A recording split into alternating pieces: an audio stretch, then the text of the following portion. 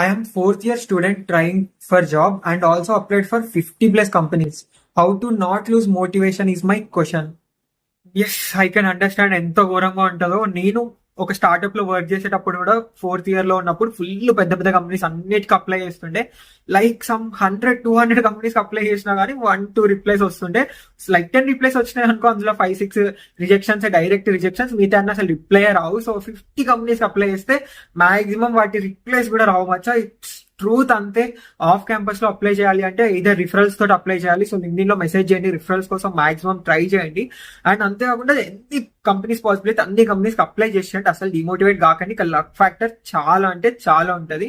So అసలు demotivate కాకపోతే చాలా అప్లై. నాకు కూడా లైక్ ఈ స్విగ్గీ చాలా కంపెనీస్ ఇంటర్వ్యూ ఆపర్చునిటీస్ ఎప్పుడు వచ్చినాయి తెలుసా? సమ్ అరౌండ్ 300-400 జాబ్స్ అప్లై చేసిన తర్వాత నేను ఇంటర్న్షిప్ ఒక మంచి ఎంఎన్సీలో చేస్తున్నప్పుడు ఇంత ముందు 3-4 months బ్యాక్ అప్లై చేసిన కంపెనీస్ యొక్క ఇంటర్వ్యూ ఆపర్చునిటీస్ అప్పుడు వచ్చినాయి అనమాట. సో ఇట్ టేక్స్ టైం, చాలా లక్ ఉండాలి. అండ్ రిఫరెన్స్ తో ట్రై చేయండి మాక్సిమం. అండ్ మీ రెజ్యూమ్ ATS ఫ్రెండ్లీ అయ్యేటట్టు చూసుకోండి. అసలు డిమోటివేట్ అవ్వాల్సిన అవసరమే లేదు. అప్లై చేస్తుండండి, పక్కా one day you will get.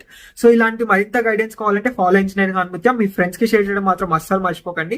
Happy code.